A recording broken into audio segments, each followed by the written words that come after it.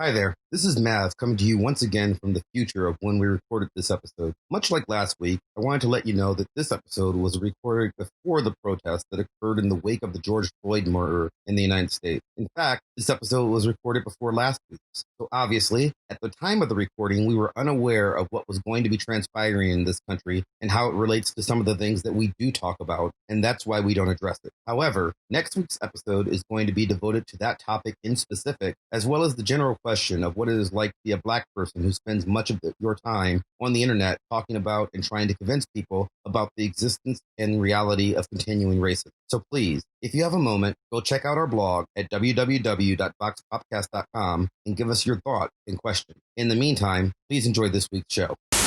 Who are you? Who are you? I didn't create you. No shit, Sherlock. What'd you do with this, Deeds? I'm a cartoonist. I drew all this. I have visions. I have visions. I translate this. You do nothing, man. This place exists with or without you. You believe me, right? I'm not one of your creations.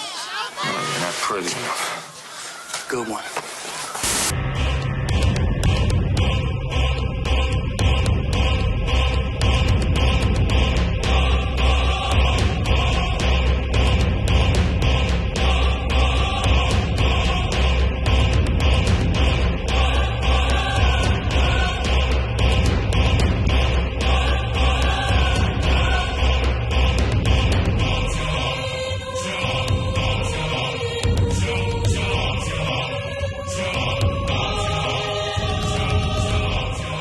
Welcome back to Vox Popcast, the weekly pseudo-academic roundtable of pop culture analysis with drinking and swearing. My name is Christopher Maverick, but you can call me Mav, and I am once again here with my co-hosts, Wayne and Katya. How's it going, guys? Okay. Yeah, it's going. Yeah, it's going. We're in like day 70-something of social whatever we're calling it now. It's day 7,000. I mean, I don't remember those times before. It's over. Anyway. Thank God we have podcasts to keep us occupied and informed and entertained. Like literally, this is actually though. This is more than I talk to people like all week any other time. Yeah, so. This is my biggest social event every week. Yes.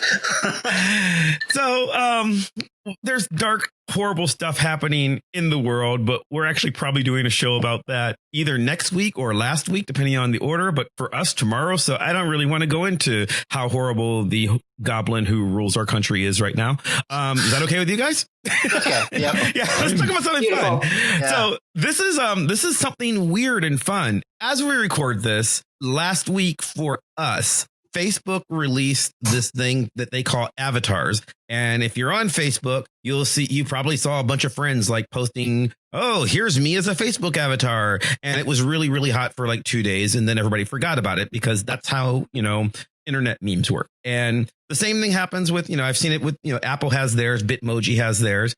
And when that happened, I saw some artist friends of mine, some webcomic artist friends of mine make an interesting complaint, which I think is worth talking about as to, why would you make one of these avatars when you could just have somebody draw an original picture of you and you could have something custom? And I thought that's a good point, but I think there's ways to think about it both ways. So I thought we'd invite them over. And I want to introduce everybody to Dawn and Byron, two of the hosts to the Webcomic Alliance podcast, who are old friends of mine. Hey, guys. Hey. Hello. Hey, welcome to the show. Yeah. Yay. And you guys, I've known both of them I've known you guys for, I don't know, at least whenever I started doing the comic strip. So, which was like, I think 2008. Probably. Yeah. It's 12 years I've known you guys. And you guys have your own show as well. You guys have, it's the Webcomic Alliance, right? That's correct. Yeah. Started 2010. Mm-hmm. Yeah. So, I figured crossover episode, this would be exciting because comics and anyway. But anyway, this was an interesting, I think Byron, you were the first person I saw complain about it. I don't think you came up with the complaint. I think you reposted somebody else complaining, right? Lar de Souza drew a avatar of himself smashing one of the Facebook avatars. Yes. And he's like, hey, there's literally millions of us out there. And I'm like, oh, for God's sakes. Yeah. For $10, people, I made it ridiculously cheap. You can hire me. Yeah. I'm easy. I can't be had. Come on. I can't be had. And I thought that's an absolutely valid point because I too will happily, seriously, I've got time. I'm in a pandemic where I sit in my house most of the time and, other than when I'm writing a dissertation or editing this show, which actually is a fair amount of my time, I sit here, I'm happy to draw something and then be like, give me money and you can have this. Yay. Like we've done it. I know you guys from being on like convention floors where we're all sitting there going, please, someone give me $20 to draw a picture. Wayne, you've also worked comic book conventions. I've done that. Yep. Yes, and that's largely what Help we do. Me justify my tablecloths, please. If I get like 40 of you people to do it, I'll break even this weekend. Yeah, I don't think the world at large knows like how much of a struggle it is to be a Comic-Con artist. There, it's not cheap. You have to make a certain amount of money in order to. That might be a show sometime. Is the horror of Artist Alley. Yeah, but here I am missing it. Well, yeah, because there hasn't been any shows. Yeah, it's been god. This might be the end of Comic-Con. So yeah. But anyway, it was a really valid point. The point being, everybody is making these icons that are exactly the same. And the neat thing, if you're the kind of person who buys art at a Comic-Con, the neat thing about going is that you can literally go to Dawn's table, my table, Byron's table. And by the way, we're probably set up in the same row because we used to do that. Right. and like we will all happily draw you for $20 each and it will look different each time, which is kind of neat because you've got a different style. Or one of your other co-hosts who couldn't be with us tonight, but Chris will draw you as a werewolf. That's like his thing. Here, you can be a werewolf because one of his characters is werewolf. But you can go and you can get yourself drawn as Superman or as Spider-Man or just as you being silly or as a funny animal, and people will do that. And I thought that's a good point. But I also thought that people do avatars not for the same reason that they buy artwork. I think that when they're doing an avatar, it's more of the fun of them creating it themselves. Like it's not the same reason, at least to me. I don't think they buy it for the same reason that they draw themselves. And I know that for me, I've drawn myself and I have created avatars with pretty much every single one of these. I think there's also an element of participating in the social thing. Everybody else is doing it, so you do it too. So there's that participatory. You and all your friends are creating avatars. And I think as you brought up, Mav, I think a big difference between, hey, I'll draw your profile picture and these Facebook avatars is when you create it, you get like however 50 plus stickers that you can now use in comments and blah, blah. Now, if you came to me and said, hey, Dawn, I want you to draw my profile picture. I'll do it for you, $20, something like that. I'll do something for you. But can you do 60 different versions of that for $20? No, I cannot. I won't. It's going to cost you, and it's not even just going to. Frankly, if you want me to draw you 60 times, it's not even going to cost like $1,200. It's going to cost you a significant amount because I'm be like, yes, that's a lot. That's a lot of work. That's essentially drawing a comic book for you. and I was like, yeah. So I get that, and I get what Wayne's saying too, and I think there's different reasons. I think there's a different enjoyment of, participating, and there's the enjoyment of, to look at the other way, like one of the cool things about having a custom drawn avatar is that, like the Facebook one I made, it kind of looks like me if you know what I look like. And, and I've done it with enough things that, that I'm going to do my goatee. I'm going to, I'm if I can make my beard gray these days, I do that as opposed to just brown and like, but it's roughly me. But there's a lot more character to when I draw myself or when I have somebody else do it. And also the fun of it is it doesn't look like everybody else's, right? Like what's great is if I go to Dawn and say, hey, Dawn, draw me a picture, then other people just don't have the cool picture that Dawn drew because, oh, my God, how will they find this artist who is on my friends list and has her own Facebook page? And that's exactly how I get caricature work is someone hires me for a family portrait and then they crop it into their face and they make that their profile picture. And everyone's like, oh, my God, this is so cool. Who did this? And I get tagged. My website's linked and I'm like, I didn't have to do anything. I'm getting all this extra promotion. This is great. Yeah. Right. So I think people, they know that that's the case. And I think the gut reaction, I think a lot of artists had when they see like, okay, now Facebook, who we already have issues with, and many of us, that, we see them making their own like little cartoonist thing, like, oh, cool, this is free, neat, I could just do this, and now I don't have to pay anybody, So, and we, from our point of view, we look at it that way. But when you think about all the different aspects to it, and it's kind of like Dress Up Sally or something, like where you're creating this doll that you get to dress up in different ways, and it's automatic. And anybody who's done freelance art of any kind, I mean, you run into that all the time, that doing it for the exposure, getting work is difficult. Convincing people. It is. And word of mouth still is the best way. Yeah. It really is. And seeing just like, they're giving it away for free is, I understand why that cuts. It feels like it's cutting into a market, whatever. But I do think there are different things going on there. Mm-hmm. Yeah, we definitely went through that with comics. Going back to our roots and everything. And when I first started, I wanted to be a syndicated, comic strip cartoonist, and the idea of giving away my comic for free in a webcomic was like, well, that defeats the purpose, right? Yeah, I'm old enough that sounds insane. Yeah. Yeah. And you realize there aren't newspapers anymore. Yeah. Right. Yeah. Well, that's it. I'm talking like, 15 years ago.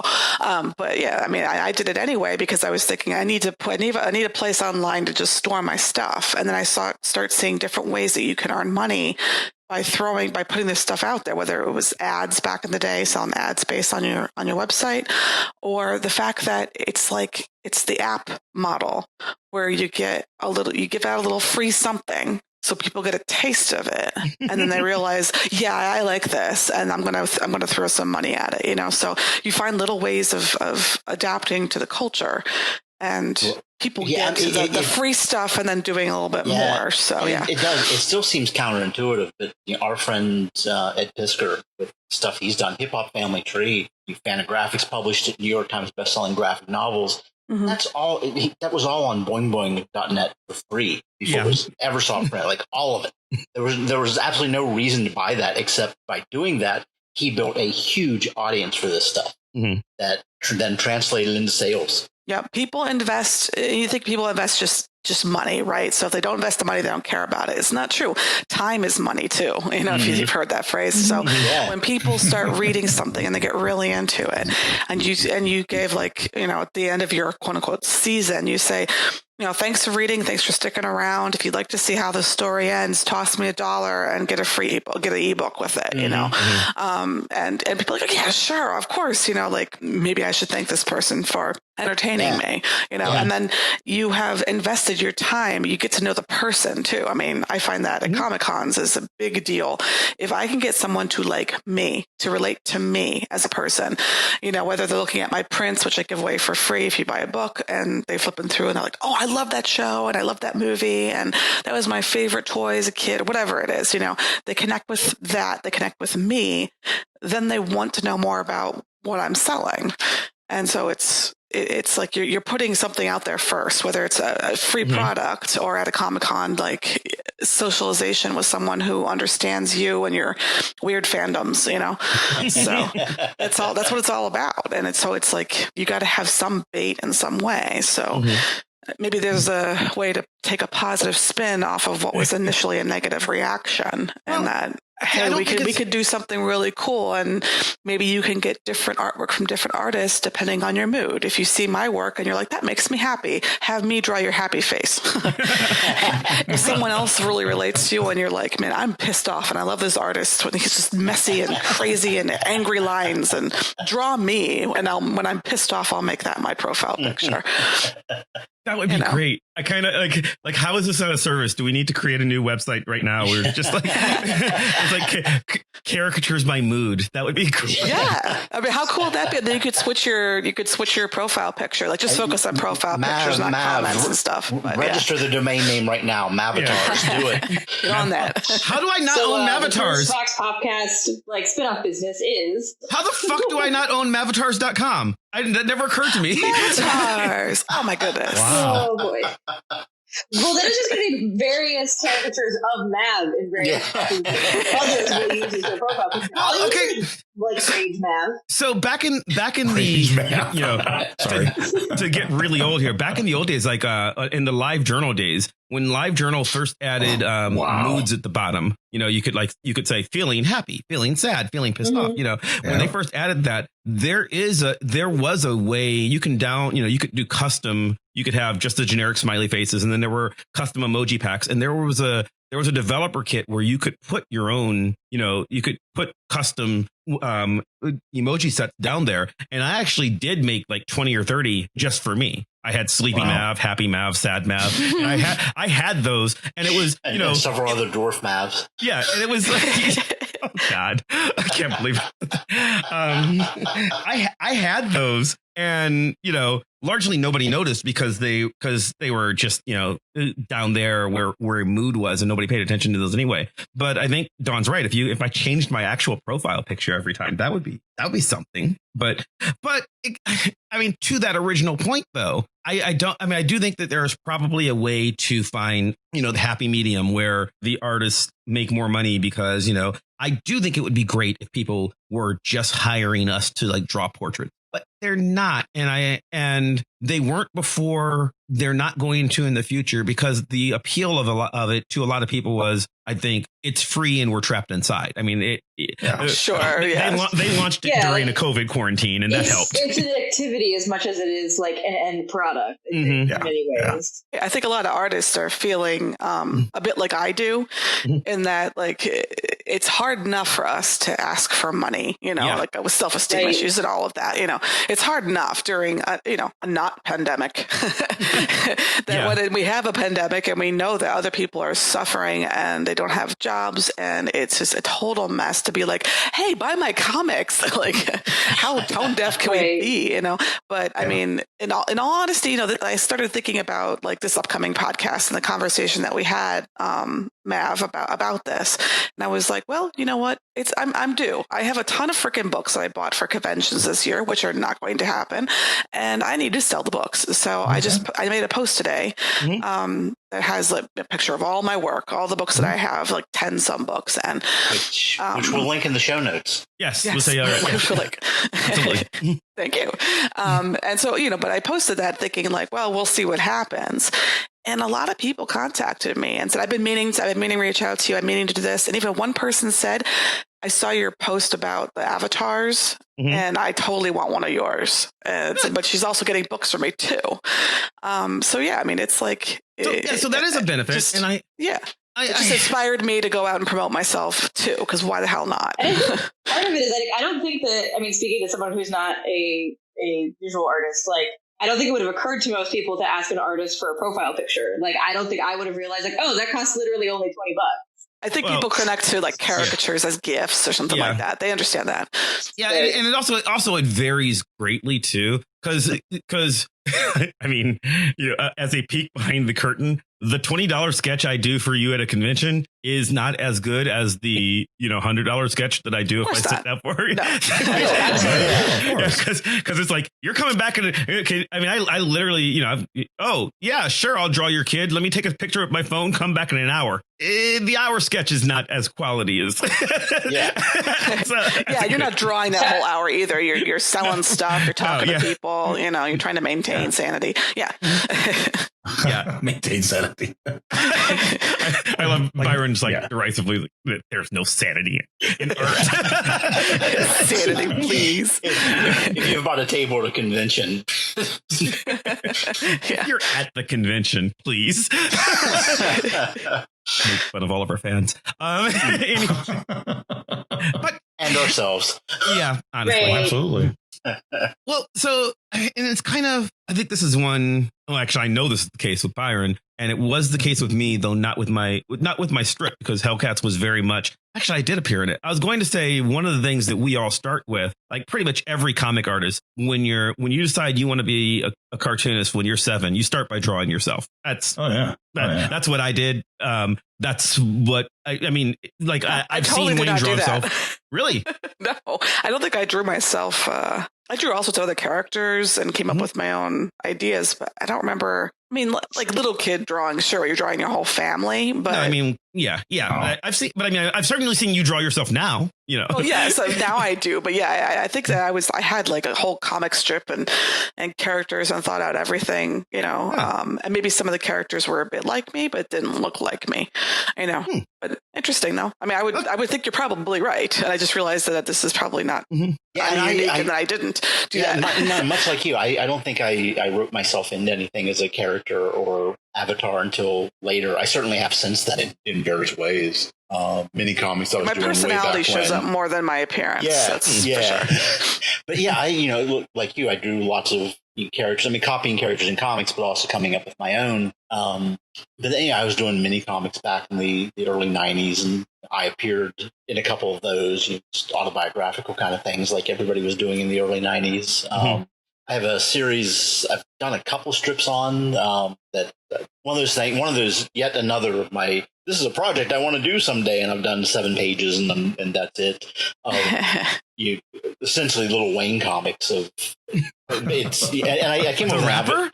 Yeah, yes, but a little avatar of myself, and essentially true stories of my disappointing encounters with pop culture when I was a child.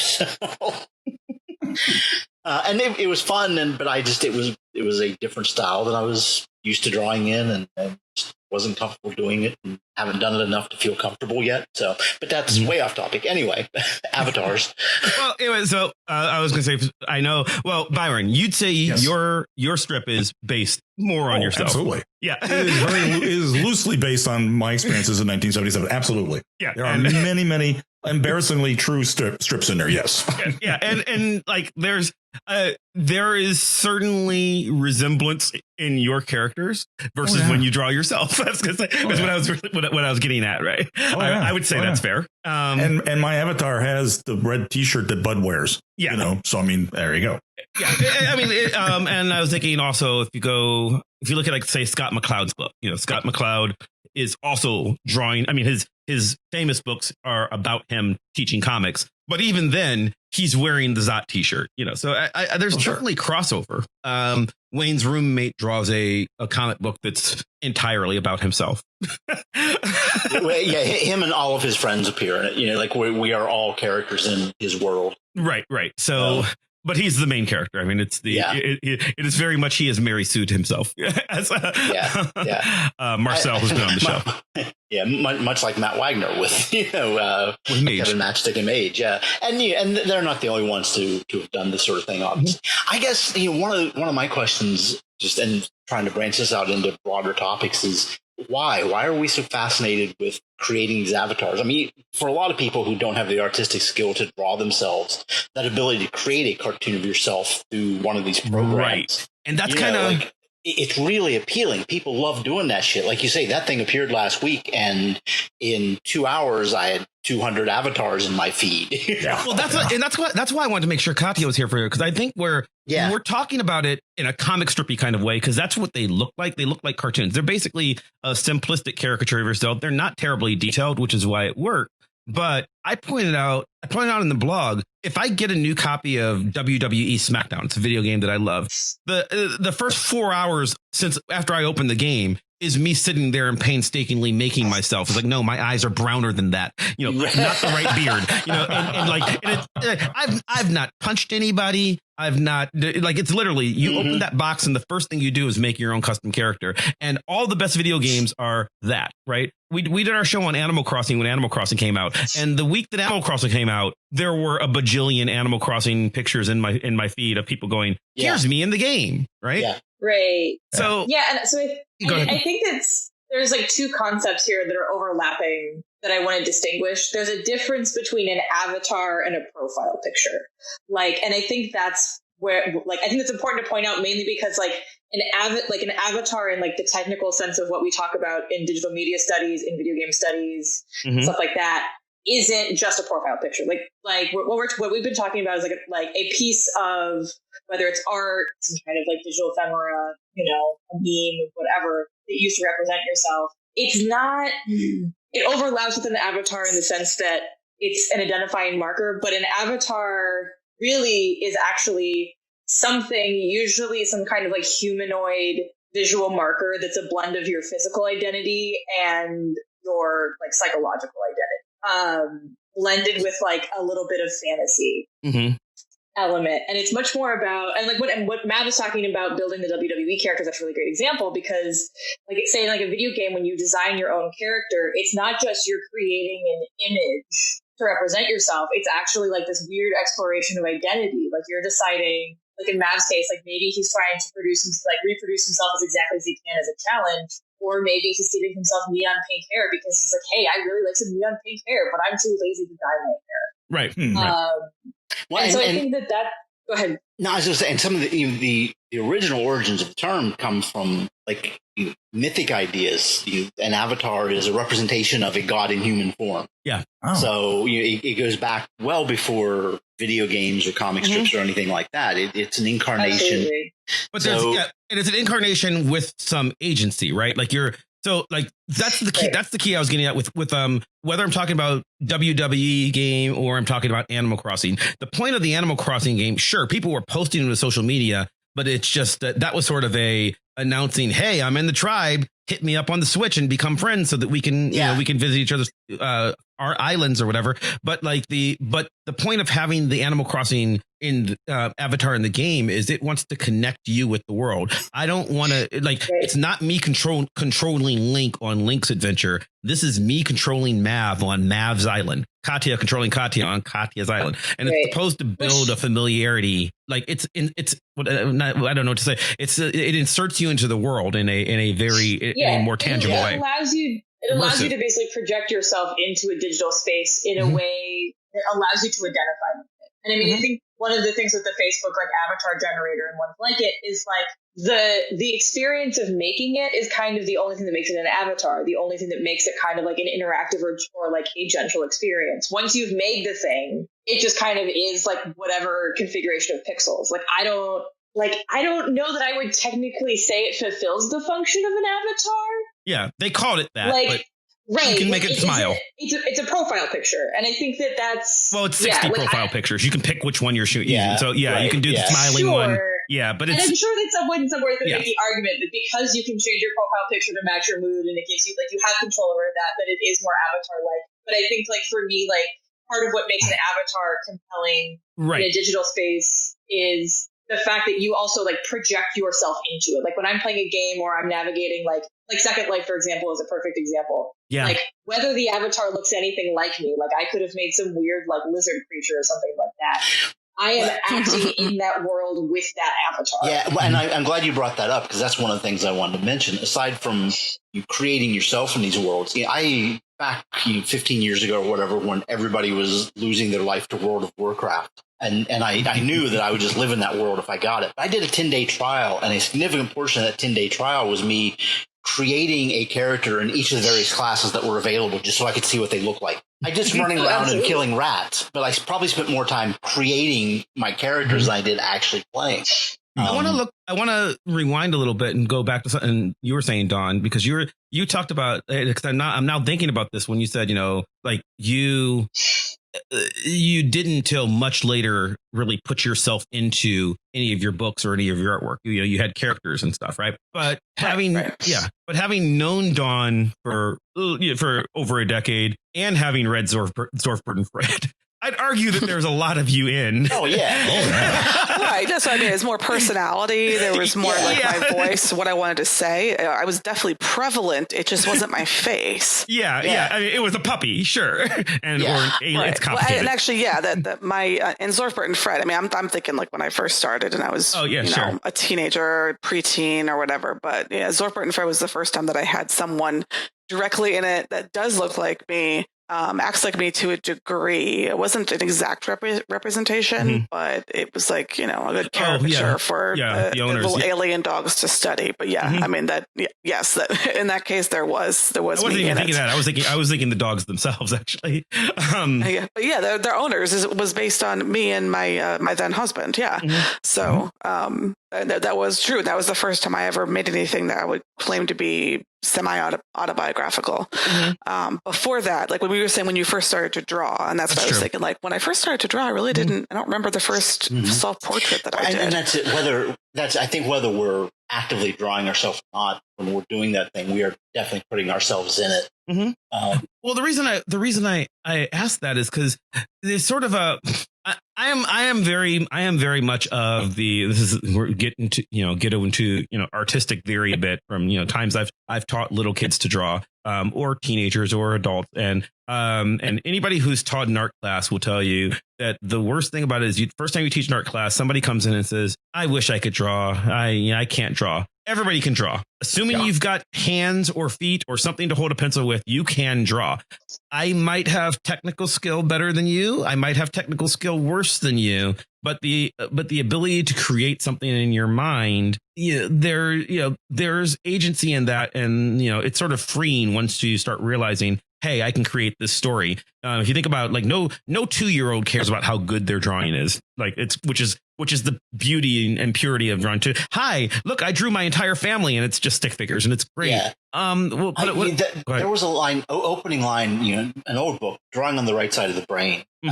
And one of the points it makes is if you walk into a room of 5-year-olds and say, who here can draw? Every hand in the room goes up. Right. If you walk into a room of 12-year-olds and say, who here can draw? There's that one shy kid in the back kind of maybe putting his hand up. And some of that is just the developmental stages, just the way the brain comprehends things. At 5, you're drawing and you're having fun with it, and you don't really realize it doesn't look like the thing you're drawing. By the time you're 10, you try drawing a horse and it doesn't look like a horse, and you go, well, I can't draw. You have self-awareness as you get to be like 9, 10, 11, and you realize that other people can draw better than you, therefore you can't draw. Right, and that's when most people stop trying. Well, and that's kind of what I was going to get at right there, because I think that there's, and just get like super academic even for this show for just for a moment. Don't worry, I'm still drinking. Beer. It needs to be like a warning signal that goes off. I need to have a horn. Yeah. Well, warning, academics coming. Well, there's this thing called, and as everybody's eyes glaze over except for Katya, there's this thing called the Lacanian mirror stage, by a guy named Lacan. And the idea here is when there's a point when a baby gets self-awareness, when it looks in a mirror, is able to recognize that it's seeing itself in the mirror, but doesn't have the coordination to make the image in the mirror do what it wants to do. Right. Like because you are an imperfect representation of, the reflection of what the baby wants to be able to do. He doesn't have the motor skills to move, and it's frustrating. And that happens for any artist. It happens. I don't care how good you are. Every artist is the most critical of themselves. Like you sit there and go, oh, God, I can't make this happen. I can't make this happen. And I think that if you're one of the people who says, I can't draw anything. And so now to go back to the Facebook avatars thing, there is a power in that, because that has given, like, if I want to draw myself, I go out and draw myself. If I want to draw myself looking better because I think I've gotten too fat, I make myself skinnier. I have the power. I can do that. That's right. My hair is a little less gray, like or whatever, like I can do that sort of thing in a drawing.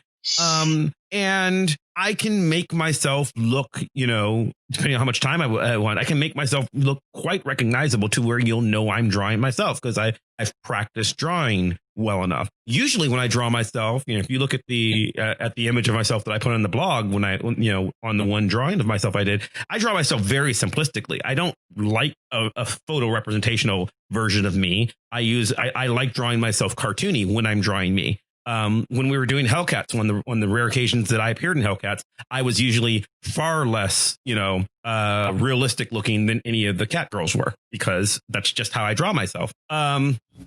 And Max actually does the same thing. We draw ourselves far simpler.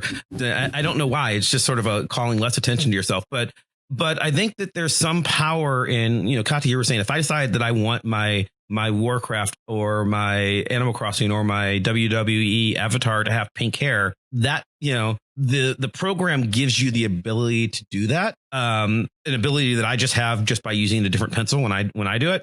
And I think there's sort of a power in, I've always wanted to be able to draw myself. I've always wanted to be able to put myself in the story in my head. And Facebook has given me that tool in a way that hiring Mav or Byron or Dawn or Wayne doesn't give me that tool, I always have abs when I draw myself. I never. Right. Go ahead. I don't know that like Facebook did a good job of doing that. This is the drawback of avatars generally, is that, and we've talked about this on different episodes on different subjects, but like Matt, you're talking about like drawing, and I'm assuming that you have a certain level of skill, like basically infinity is yours, and you can do whatever you want. Avatars in a virtual context, unless you are somebody who has access to the back end of the system, or you're some kind of like magical hacker person with skills beyond my own, you're limited to the affordances of the system as it was built. There are 20 hairstyles, and here's what they are. There are 15 colors, and here's what they are. Yeah. Right. And like, one that comes to mind is just like, someone who plays The Sims 4. There's like probably like 20 shades of various white people in comparison to like the two brown colors. Right. Well, yeah. Charitably like 10 black and brown colors or something like that. I'd have to look at it to like count, but like there's it's like most Avatar things. There's a particular like say like racial color scheme, whether that's realistic or like fantastical. There's a particular kinds of like hairstyles, eye shapes, things like that like carry ideological weight essentially. This is something that sometimes I believe I need to check on this. It's in my notes, but of course I didn't put the attribution. I believe it's from an article by D. Fox Harrell, but they call this box effects. Box effects, basically, like that avatars are based on these classification systems that are built into whatever the given platform is, and they tend to reproduce stereotypes and like social biases of the creators that made them. Which is why, like, so for example, computer programmers on a lot of these companies are more likely to be white. Mm-hmm. Ergo, the systems tend to be biased towards them. And that's not saying that that's intentionally done that. Like, I'm not saying that they're intentionally being white supremacists or something like that. Maybe, but I don't know that actually.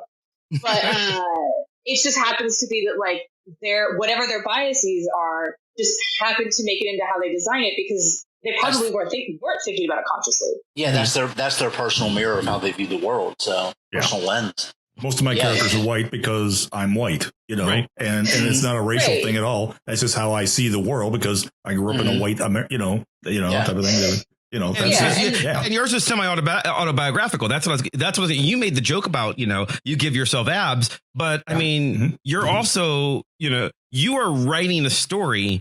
Bud's not you, but you're writing a story about yourself as a younger man. There's a glory days aspect to that. Mm-hmm. Oh, absolutely. Yeah, and I think there's something to that. Based on my rural upbringing, if I'm doing autobiographical stuff, black people don't appear till I'm in my 20s. You've talked about that on the show. Yeah, and that's not a joke. You've talked about that. You met. Yeah. There was one black guy in your town or something. Like that. Right. Yeah. None in my farm town. None. Yeah. Until I was 10. There were none in my high school at all. Mm-hmm.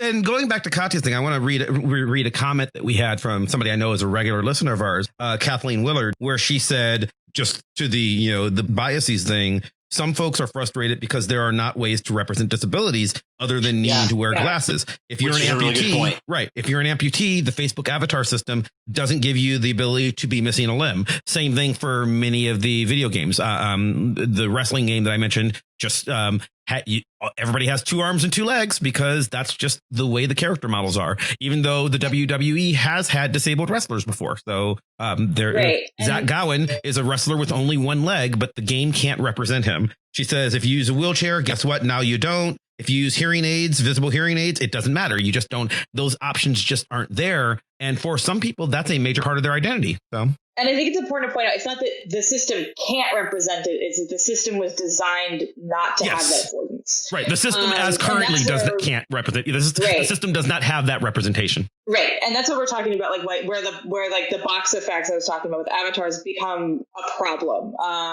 we'll link some articles in the show notes by a scholar at MIT called D. Fox Harrell, who's done some writing on sort of like the avatar dream and the idea that you can like model social identity in ways that could somehow be revolutionary, and like talking about the limitations of that, because there's a lot of digital thinkers that basically are like, oh, well, what would it mean, for example, if, you know, via these avatars you could experience someone else's experience, to put it simply. But the problem is sort of like, you know, speaking as a white female person, I am always, regardless of whatever my avatar is, whether or not somehow through the simulation that avatar, say, is like a black male or something like that, even if like the avatar is somehow being impacted by things to represent the experience of that identity, I'm still a white lady. Mm-hmm. Like that experience is still filtered through my white ladiness. And so like, I think it's really important when we're talking about, I mean, this is a little bit off topic of what Facebook is trying to do, but like, I mean, actually Facebook in some ways, Facebook is interesting because as a social media platform in general, Facebook likes to foreground the idea that it is a neutral platform. Mm-hmm. Like there's a reason why it's blue. There's a reason why there's only like really the option to like things or like have positive feedback to most things. Mm-hmm. Because Facebook would have you believe, and I've read a lot of Mark Zuckerberg's things on, which we'll talk. That's a different episode. But he would like possibly the next one.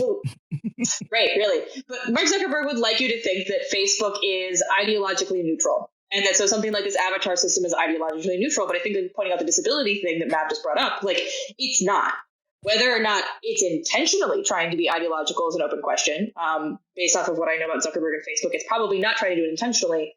But the problem by trying to be as neutral as possible, Facebook has a tendency to reproduce like basically the standard social biases that particularly the tech world, video games, and a lot of these designers have had for decades. I want to kind of go, since you're talking about Facebook, I want to kind of go a little bit in the direction of purpose of the avatar. And I think that it's me, because I brought up the comparison of comparing what Facebook is doing to what Animal Crossing did or the wrestling mm-hmm. video game or whatever. But Byron, you made a comment earlier that I think, just sort of in passing, you said your characters in your comic are white because you're writing about yourself as a teenager. And, that's who you knew. Right. Yeah. I think that there's sort of a weird issue here, though, because like there are video games that because the world has become better. Once upon a time, all video game protagonists were white. Link is white because white is the default. There are games. Slime Rancher is a female, vaguely ethnic protagonist, right, Katya? Yes, I believe so. Yes, and it's not. I don't think it's classified exactly what race she is, but. Yeah, Mario I was think at least about the gender identity, because I think that I have to double check, but because that is also ambiguous. Anyway, okay, but anyway, Mario was at least Italian. Yes, and then there are right, but I mean, you can have if I play a video game character that is white, no one cares. If a white man plays a video game character that is black by design, no one cares. Honestly, if you design multiracial characters for your game to be played in the context of your game, you're still largely fine. Multigender, different ethnicities. If you can do diversity there, if you barring the section of the internet that likes to get ragey about any kind of diversity, but yes, right. Generally speaking, but generally speaking, screw them. They're not listening to our show. Fuck right, those guys. But mostly you're okay. Where it becomes weird is because the avatars TM, Facebook's avatars, or also, Apple has their thing where you can create your own avatar for yourself. Bitmoji has one. It becomes weird and people would take it the wrong way if Katya, a white lady, had decided I'm going to make a Facebook avatar and I'm going to make it a brown man. And that's what I'm going to use as the Katya avatar. People would have been a little weirded out by that. And I don't know that's weirded out is an understatement, but yes. and I think there's I don't know if it scales all that well to the artist thing, because Byron, if you put a black man in 1977, the comic, nobody cares. In fact, people will welcome it. They're like, oh, good for you for having a black character, right? If you suddenly change your Facebook drawing to myself as a black man, that's where you're gonna have some pushback, and rightly so. And I think there's a weirdness there that I didn't really see anybody abusing. I'm sure someone did. Yeah, I'm sure someone did. Yeah. I think all the ones I saw seemed like genuine attempts to, hey, this is me, or as close as I can get. Yeah. So but I guess what I'm getting at is there an assumption in the Facebook space, in the social media space, is there an assumption that by doing this, you are trying to be as honest in your representation of yourself as possible in a way that doesn't happen for true, I'm trying to make an artistic statement like of drawing my own comic strip, or for true, I'm trying to just do a fun video game character? I guess I would say yes. I mean, I think, in comparison to the video game character, I think yes. Like, I think that there's, and this is part of Facebook, again, this is part of the affordances of the medium. Like, Facebook tries to set up its platform and tries to it can't really force people to use it this way, but it encourages users to have whatever their authentic, quote unquote, like Facebook persona looks like. They want you to use your full name ideally. They want to have demographic information about you. Also for their weird other nefarious purposes that we're not going to get into in this episode, that they want the demographic data because of advertising. But yeah, I think that's probably true. I think it gets more dicey, and you guys probably have thoughts about this. From my vantage points, I think it gets more dicey when it's getting into comparing it to art, though, because I don't know if that's necessarily the case. Because I'm just imagining if I did a doodle of myself, I don't know that I would have that same compulsion. And also speaking as someone who uses comic book art as my profile picture, not infrequently. What do you mean that compulsion? What do you mean? That compulsion to make. So if I was gonna, for example, if I was gonna commission somebody to create a profile or something, yeah, I don't think that I would be hey, I want it to look exactly like this photo of me. I'd be hey, do a thing in your style, and I don't know, if you want to give me dragon wings, great. If that seems like because to me the point of getting a piece of art is to I'm thinking of when I went to my tattoo artist, I gave them a sketch of what I wanted. They took that, ran with it, and what they gave back to me, no two people would have said that those two things were the same drawing. But I was great, awesome, because that's exactly what I wanted. I wanted you to do your own thing. Well, because when you're hiring the artist, you're hiring their point of view and their style. Right. I'm also hiring, very conscious of the fact, I'm hiring, when I hired my tattoo artist, I'm hiring someone who's been doing this for 20 years, right? Knows what looks good, knows what lasts well. I'm hiring their expertise. Meanwhile, my sketch, having done exactly 0 tattoos in my life, how do I know? Yeah. Well, and that creating characters, I think you're talking about creating yourself as various ethnicities or genders or whatnot in a video game.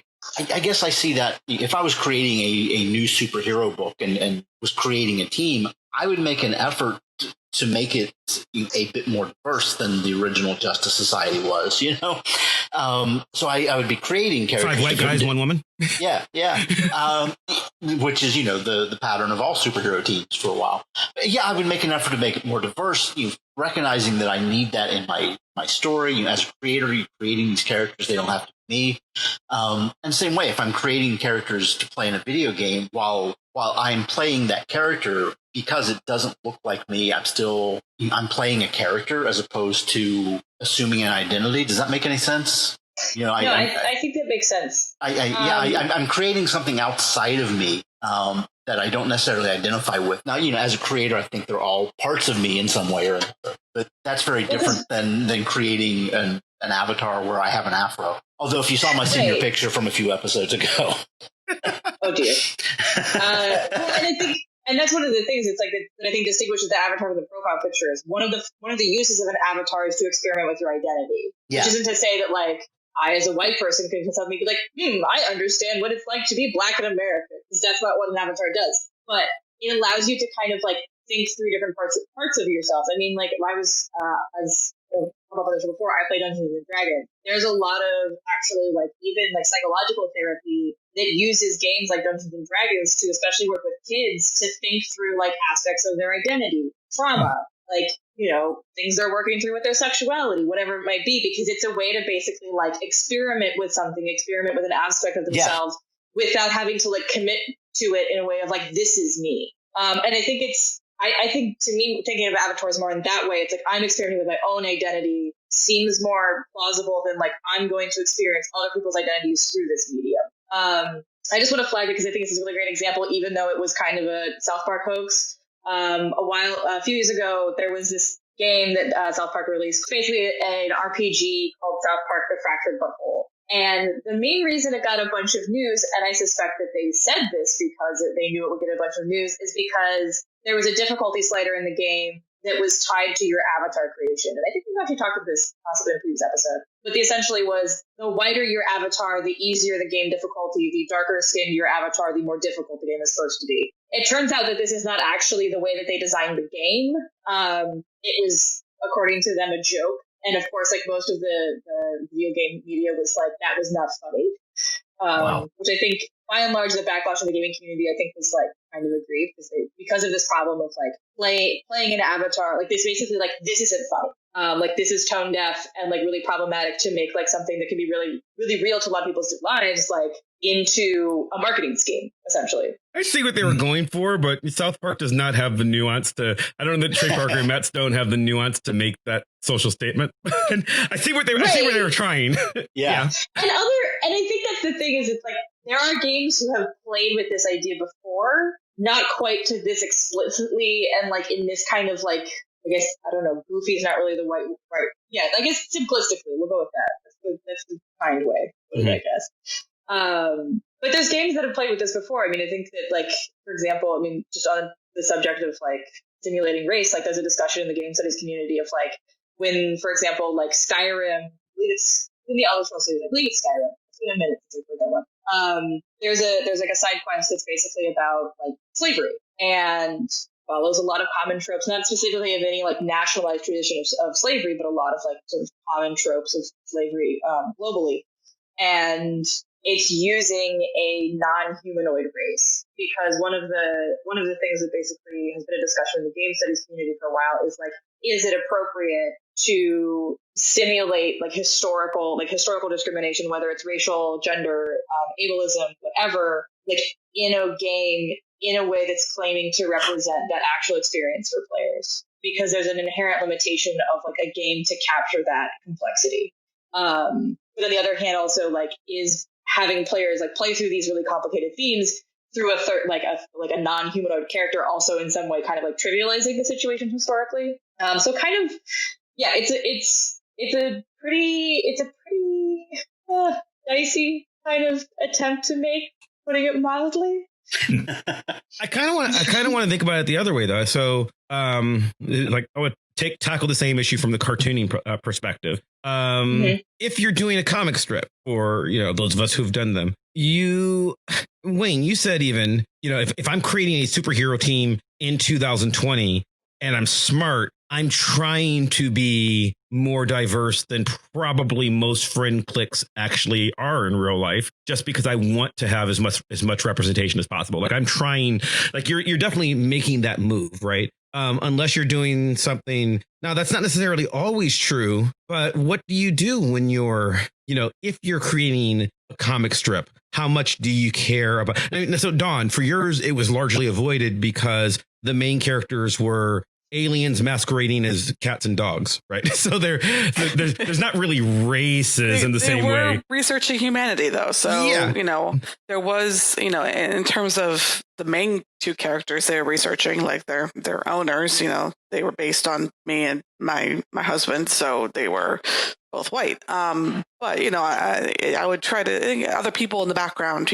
I would try to think about that type of thing, because they would just kind of be like background characters, like a sort. Then doesn't really matter. But I do hesitate, in writing for someone that's not of my race, making them a main character and speaking their voice.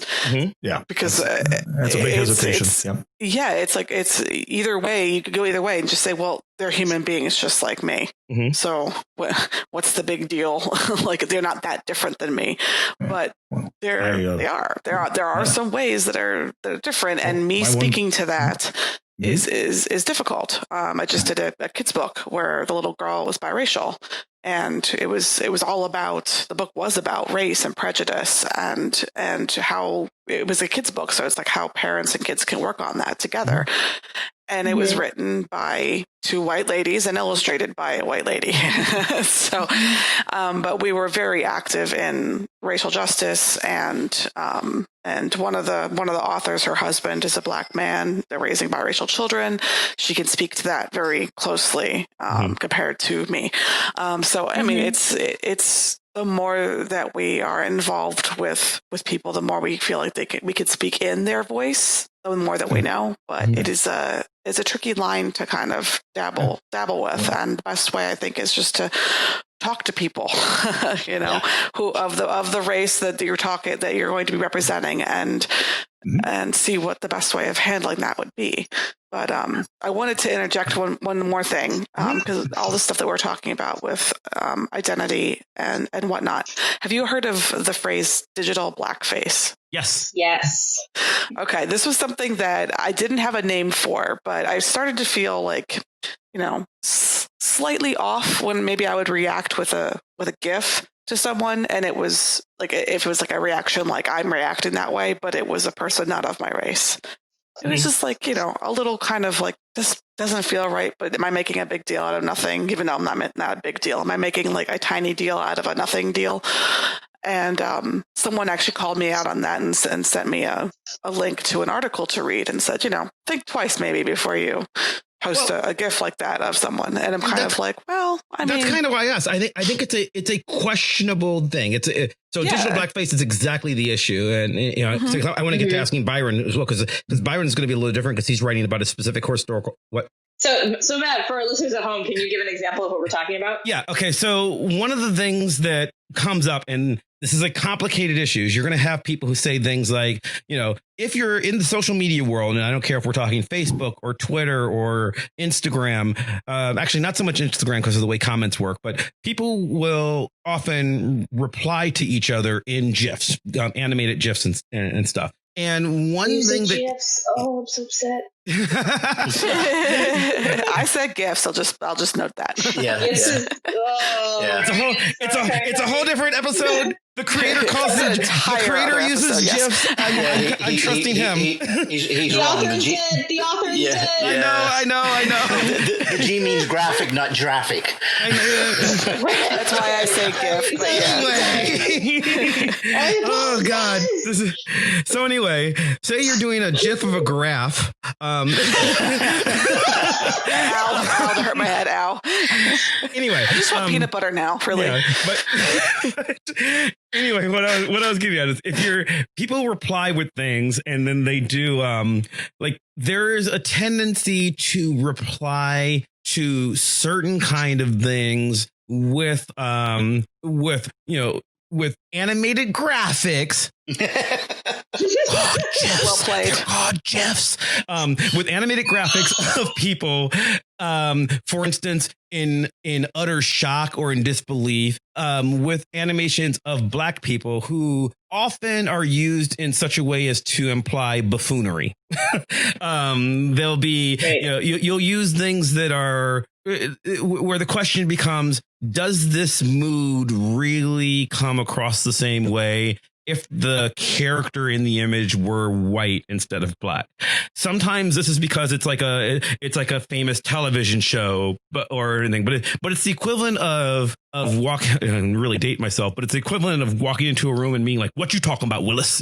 Like that is that is a very Black moment, right? It is a very and part of the joke there is that Arnold from Different Strokes is Black. So the question becomes, should a white person be using one of these?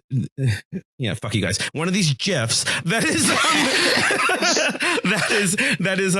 is a Black person in a disparaging kind of way. And it's complicated for exactly the reason that I was going to get into, which is, should you be making fun of Black people for being funny in a humorous way? No. But also, should you not use an image because they're not of the same race as you? That's also kind of problematic, right? Like, there's no I want you as a fan of Disney movies to enjoy Tiana the Black Princess as much as the other 87 princesses who are all white. Like dating myself. I think the GIF in question for me was Ice Cube saying "Bye, Felicia." So good example. Yeah. Inherently, very, very Black culture type of movie. And here I am, white lady using it. But as So, as a student of culture, I don't want Dawn to not watch Friday. It's a good movie that I want to be popular. Right. It's not that I'm not allowed to watch it. I know. Am I representing my comment on something? Right. And it's the question of should a white person be posting a Wakanda Forever image? And it's complicated, right? Like that's a complicated issue that I don't think has a real strong answer because I don't want to take Black Panther away from white people either. Like that's very important to me. We do the cultural referencing all the time. I mean, as pop culture people who study pop culture, kind of every conversation we have is peppered with pop culture references. Right, I don't know if I can have a conversation without doing that with anyone. Right. So there's the question of, do we remove an entire category of pop culture references because of that? And in doing so, are you now forcing white people to be white exclusive? Which is you're right. Problem. Right. That's a problem. Does this apply to minorities too? Referencing white movies, white characters. Like where does the line where is the line drawn? Mm-hmm. So and that's always what comes up was like, well, if this was reversed, ... Dating myself even more than Mav, I'm pretty sure when I was 10 years old, I was wearing a floppy denim cap and shouting "Dynamite" on the bus. Right. So, well, that segues into what I wanted to get to, because I want to ask Byron specifically. So I alluded to it, but your comic strip takes place specifically in the year 1977. Correct. Yeah. The year I took off from college. Yeah. What? The year I took off from college. Yeah. Right. So it really dates me. Yeah. Oh my God, there's someone on the show older than me for once? Really? Yeah. Barely. But it's a specific question, because now you're looking at the year 1977. You're writing about culture in the year 1977. How do you handle race? Because the world is very different 43 years ago. Oh, yeah. Well, the world they're in is a white suburb. So there is no race, as we talked earlier a little bit, one of my characters is an Italian heritage, and I've stayed away from doing anything. So I actually had to interview a couple people who were older Italian women to give me expressions and things that she would say. It's like, hey, what would she do? How would she act? What would be the things? Because I wanted to represent occasionally, not all the time, but occasionally, I'd like her to get angry or something like that and slip into an Italian swear or a mannerism or something like that, or expression. And so I had to do that. I have a difficult time, and I've been told that I should just be able to write for it. But adding a black character at this point in time, I think would be rather, it's going to be, here's your token black. So I've stayed away from it. I did have one of the characters date a black guy and made no issue whatsoever, about it or whatever. And this would have been difficult in 1977. Yes, that would have been high. So you're doing that because you're trying to be progressive, but also, I'm a little younger. I'm young, born in the 70s, but I know like having a biracial relationship amongst teenagers in 1977 in the white suburbs is not something that no one would have mentioned. Oh, no. It would have been part of every conversation. Sure. Yeah. It would have been frowned upon, big time. Yeah. People would have gotten hit and, beat up and all, yeah. You're right. It just would have been difficult. So then what's the responsibility as an artist to, and I don't know that there's an answer for that, but this goes back into the how is art different than the avatar? What is your responsibility as an artist to portray a better world versus to be honest in the art?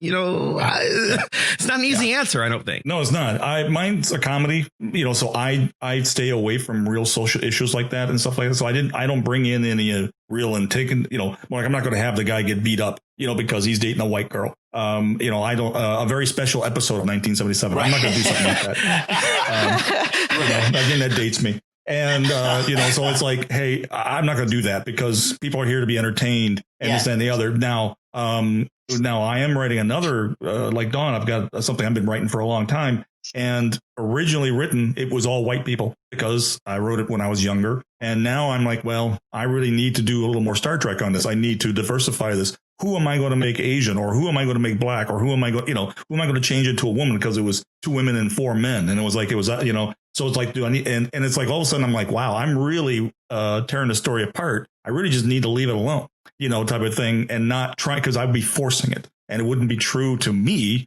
type of thing. And it is unfortunate that, that's how that is. But I don't feel right writing for a black character, because unless I interviewed a black person and said, hey, what's some of you're getting an idea just from the news, and I want to get too political on it, just of what they're going through. I shouldn't say they, what black people go through. And it's just terrible. I feel, and how would I write that? I couldn't write that, type of thing, because I usually write light or fair. I don't write, that type of stuff. So in a way, I've got a little easier because I don't have to worry about tackling those type of social issues, type of thing, but also the same character slept with a woman. So, so I do it for fun. And I just, also bring it out because I have a lot of friends who are lesbians. So it's like, hey, I'll have her sleep with a woman one time. And they all had a big kick out of it. So anyway, but that's that's my answer to it.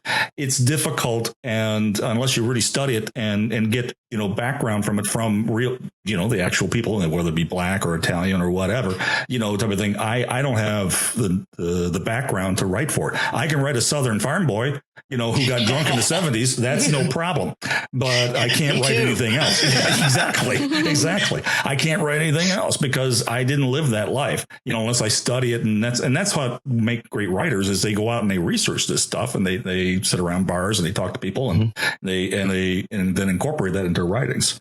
And that's, I think that's part, doing the diligence, if you choose to write these characters, doing the diligence to talk to people, do the research or whatever, but there are nuances that I just simply will never be able to capture. Absolutely. I agree. Right. Which is I think especially in the game industry, especially when you're talking about, which is different from comics, but any one video game is usually made by dozens, if not hundreds of people. It's just it makes more sense to just have a diverse writer's room. Or when you're on a project, if you can invite somebody to collaborate on that, if it's something where that's important to the project, it would be if somebody made Black Panther and it was made entirely by white people, it'd be would not be the same movie. Right. Exactly. Wayne, do so we've resolved nothing. You was right with the world. I originally thought it was going to be. Yeah, you prompted me about a half second too soon because it was right there. I was going to cut that out. I was just no, and I don't. Because we're going to solve all of the world's problems in our 1 hour show. But as was said since the first time we used that line, we know, most of this is unresolvable. But I do think, and it's not our purpose. Right. But I do think that I think it's a good conversation because there's a lot more that the very idea of, this started from, hey, Facebook is doing this stupid little thing, which frankly, the reason Facebook did it was because we want, because they're Facebook and nobody else can have anything. And whatever money Bitmoji is making, we want it. Please give us this money. And we're going to do it and do it not as well. Right. That's what it was. It was literally oh, other people have this. There must be money in it. We better get on this right now.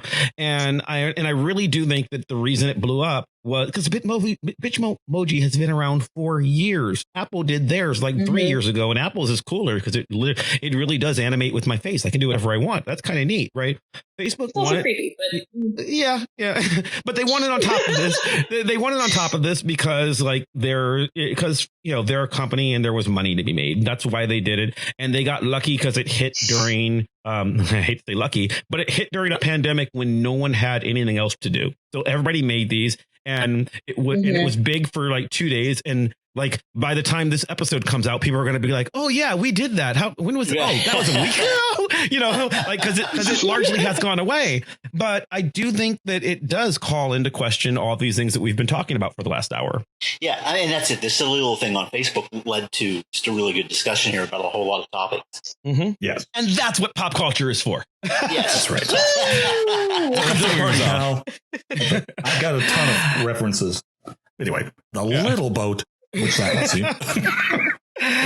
I do want to thank our guests for joining us, so that we, because especially since this was a topic that kind of crossed a couple of dimensions. So I guess we'll start with Byron. Where can people find your stuff? At 1977thecomic.com or on Instagram at Byron Draws. Linked in the show notes, of course. What about you, Dawn?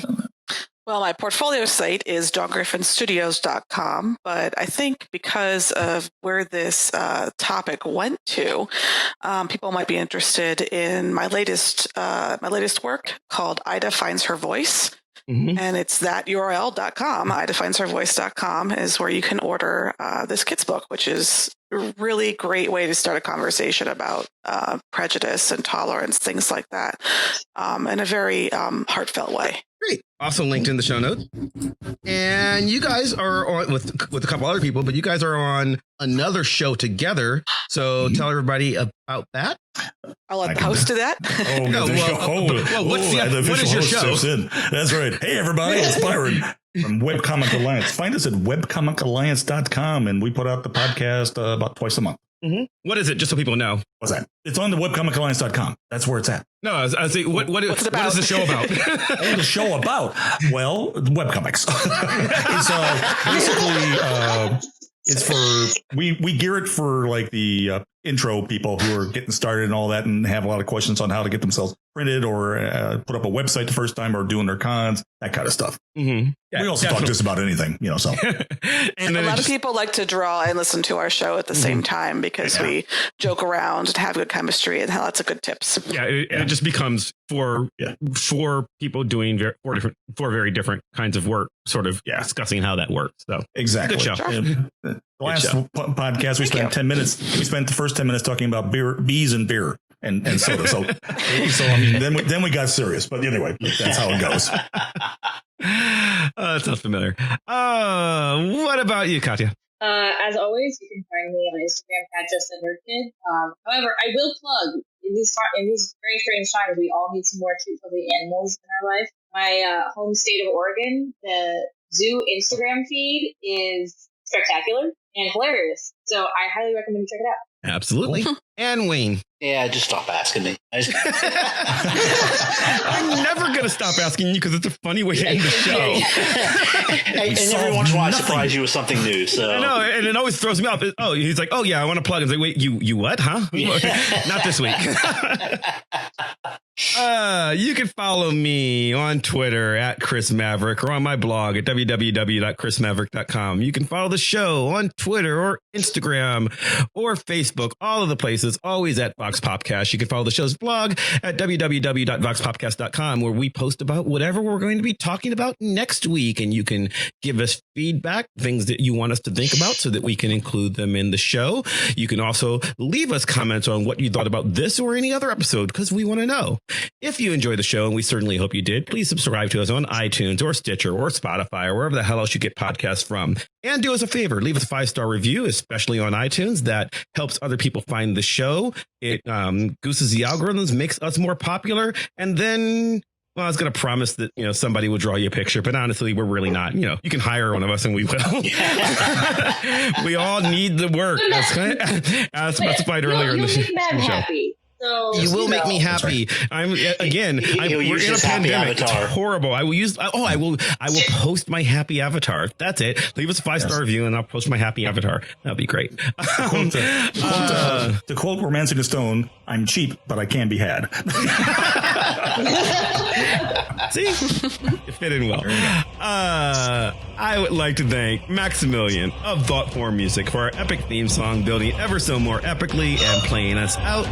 I'd like to thank you at home for listening, and we'll see you next time. Bye. Bye.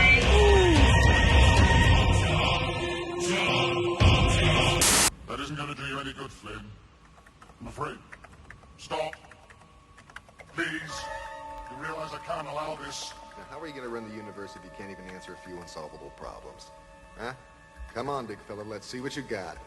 I'd like to go against you and see what you're made of. You know, you don't look a thing like your pictures. I'm warning you. You're entering a big error, Flynn. I'm gonna have to put you on the game grid. Games? You want games? I'll give you games.